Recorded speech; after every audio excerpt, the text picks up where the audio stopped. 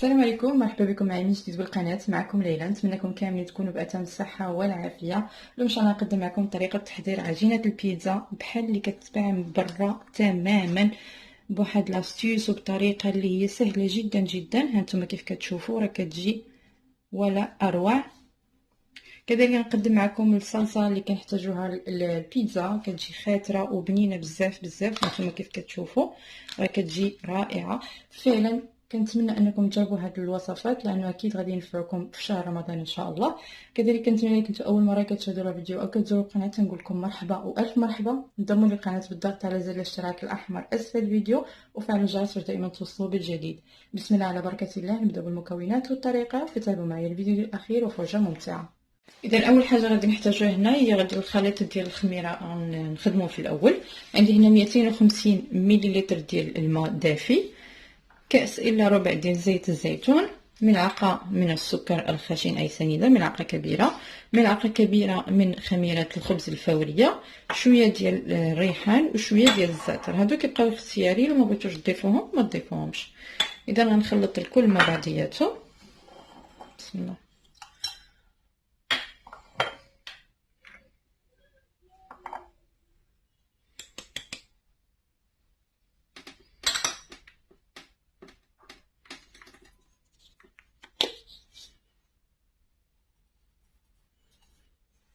هاد الريحان والزعتر كيعطيو مذاق زوين في العجين.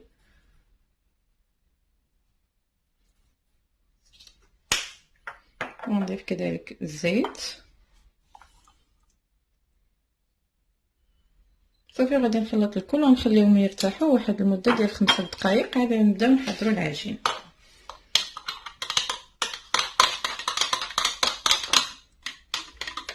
اذا بالنسبه للعجينه عندي هنايا كيلو و200 غرام ديال الدقيق الابيض يكون نوعيه جيده. عندي هنايا هي تفاعلت لي داك الخليط اللي درنا ديال الخميره والزيت والسكر، وكذلك الملح كيبقى حسب الذوق كتضيفوها في الدقيق. وغادي نجمع العجين بنصف لتر من الماء الدافئ. صافي غادي ندي العجينه ديالي كتعجن في العجان. انا نستعمل العجانه، ممكن تستعملوا غير يديكم.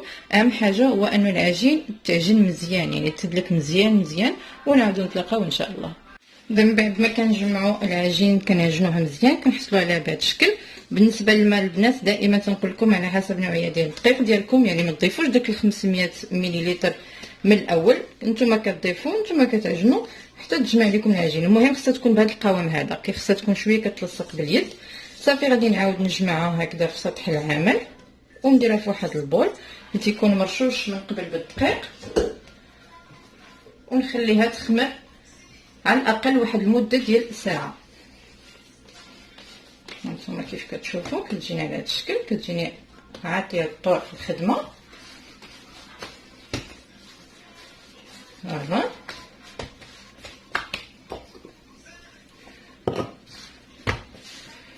صافي ها هي وارده. غادي نوضعها كما قلت لكم في البول ونخليها كتخمر.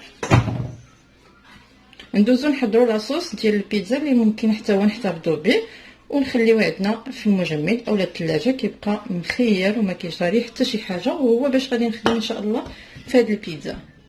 اذا بالنسبه للمكونات ديال الصلصه عندي هنايا واحد 4 المعالق كبار ديال زيت الزيتون، ضفت لهم واحد 5 فصوص ديال الثوم هكذا مبشورين مع شويه ديال الكزبر والمعدنوس.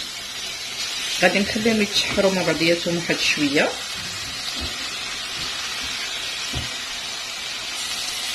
غادي نضيف لهم الملحه والابزار حسب الذوق.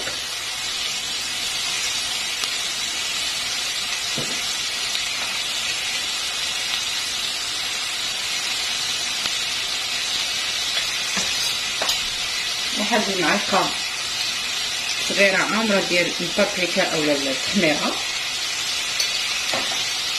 وغنضيف واحد شويه ديال الزعتر.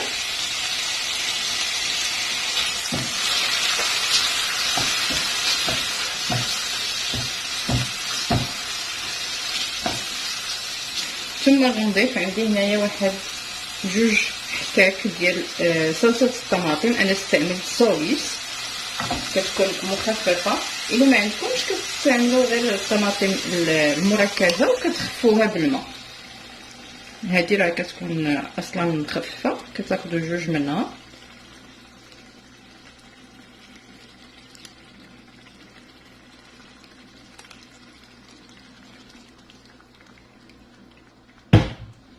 صافي غنخلط الكل مع بعضياتو وغادي نخليوها فوق النار مهيله حتى كتعقد هاد الصلصه وكتسبك، يعني كيدخل فيها داك المكونات كامله مع بعضياتها. كتاخذنا تقريبا واحد ما بين ربع ساعه حتى لثلث ساعه فوق النار. نغطيوها بطبيعه الحال وهكذا كتصبح عندنا الصلصه جاهزه. صافي غادي نخليها طيب ونعاودو نتلاقاو ان شاء الله. اذا من بعد ما كتخمرنا العجين كتصبح على هذا الشكل. دابا غادي ندوزو باش نشكلوها. انا غادي نعبرها ونقسم على حسب الكميه اللي بغيت ديال البيتزات باش يجيوني كاملين في عبر واحد. فغادي نبدا كنشكل العجين، نرش غير واحد شويه ديال الدقيق باش هكا متلصقش لينا في سطح العمل. وغادي نبدا نعبر نشوف الحجم اللي بغيت ديال البيتزات. فكل وحده غادي ندير فيها واحد 170 غرام لانه بغيتهم متوسطين، ما يكونوش كبار وما يكونوش صغار. غيكونوا عندي بهاد العبار هكذا.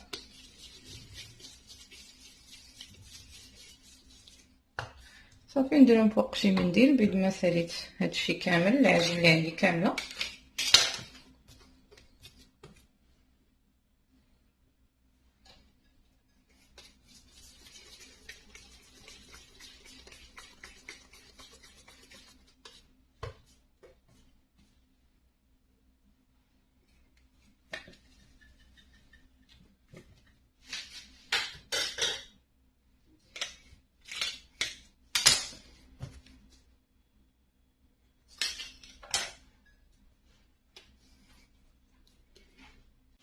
صافي غادي نخليه مرتاح واحد 10 دقائق باش يعطيوني الطول في الخدمه، عاد نبدا كنطلقهم.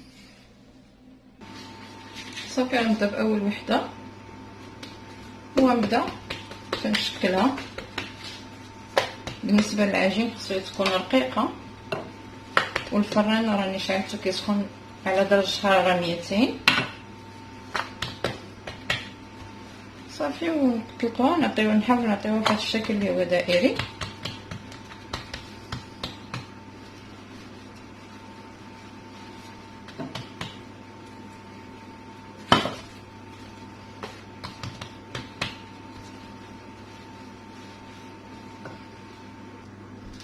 صافي كتكون بهذا الشكل هكا. غادي نستعمل هاد الاداه هذه ديال البيتزا او الباتشيتي، وهي باش غادي ندير واحد الثقوب هكذا في العجين. ممكن تستعملوا غير فرشات. صافي وغادي ندخلها للفران مده ديال 10 دقائق. وكيف قلت لكم الفران راه شاعل على 200 درجه، غير تسهل ونخرجوها. وبهذه الطريقه نكمل العجين اللي عندي كامل ونعاودو نتلاقاو ان شاء الله. اذا كيف كتشوفوا هذا هو الشكل النهائي ديال العجين البيتزا اللي حضرت معكم اليوم. كتجي على هذا الشكل، هانتوما كتجي ناجحه 100%. نتمنىكم تجربوهم لانه اكيد غادي تنفعكم. فهانتوما كيف كتشوفوا كنحتفظوا بهم عفوا بالبلاستيك غذائي ونوضعهم في المجمد الوقت اللي غادي نحتاجهم كنخرجهم ونخدم بهم. وهذه لاصوص ديالنا اللي حضرنا من قبل. هانتوما كيف كتشوفوا كتجي خاتره وبنينه بزاف. نتمنىكم تجربوا هاد لاصوص حتى هي راه كتجي رائعه جدا جدا. كنتمنى الفيديو ديالي اليوم يكون نال الاستحسان ديالكم وعجبكم. فلا عجبكم ما تبخلوش عليا بلي لايك والبارطاج ما بين الاهل والاصدقاء وفي مواقع التواصل الاجتماعي. ولا كنتم مازال ما اشتركتوش بالقناه اشتركوا بالضغط على زر الاشتراك الاحمر اسفل الفيديو وفعلوا الجرس باش دائما توصلوا بالجديد. شكرا بزاف على المتابعه والى وصفه قادمه باذن الله.